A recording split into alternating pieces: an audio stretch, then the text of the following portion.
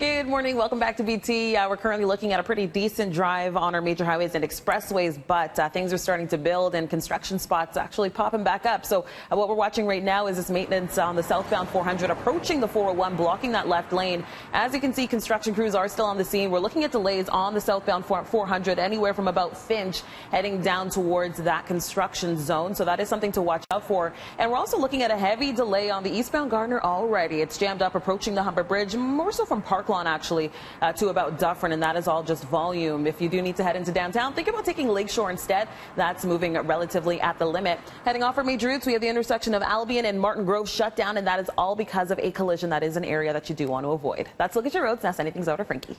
Hey, thanks, Steph. Weather-wise, let's just take a look at some of the numbers. Sunrise this morning, 5:35. So day is indeed getting longer with the sunset after 9 o'clock. Seasonal temperature, 24.1. Lows right around 12.3. This morning, we're above where we should be in the morning. Temperature should be around 12 to 14 degrees. Right now, we're at 17, so a nice warm one to start out with outdoors today. We will see that morning cloud cover through the afternoon become partly cloudy, so we'll get into some sunshine. UV index today is going to be on the high side. Winds light, only about 10 kilometers per hour. It'll be 24 degrees up at Pearson with the slight humidity, making it feel 26 to 27.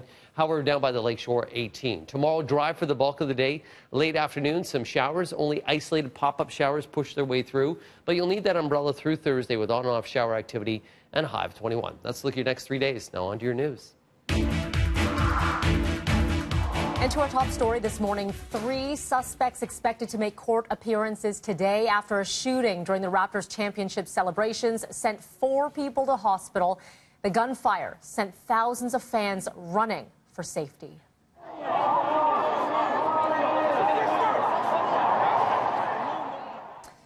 Gunfire happened just before 4 o'clock yesterday afternoon in the east end of Nathan Phillips Square, north of Bay and Queen Streets, as speeches were underway.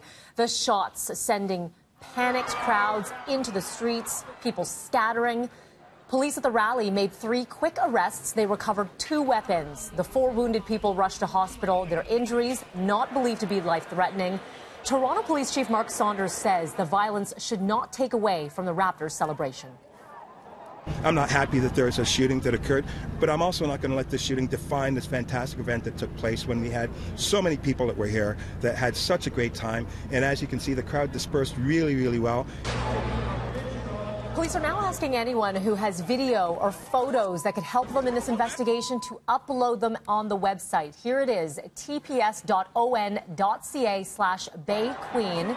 So far, there's been no word on the charges or names of the suspects. That has not been released. We're going to be talking more about the Raptors, including the celebrations coming up in just a little bit. Meanwhile, still over at City Hall, we're talking about some of the changes handed down from the provincial government, casting a shadow over a lot of the talks. We have council talks today happening. One topic up for discussion: changes to the TTC. The province has said it will take over responsibility for the subway, so we may hear more on that. Also, provincial changes to labor laws and environmental and consumer protection.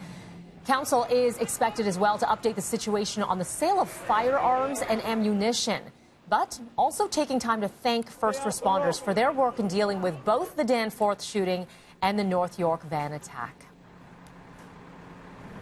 It is decision day in Ottawa on the future of the $4.5 billion Trans Mountain Pipeline.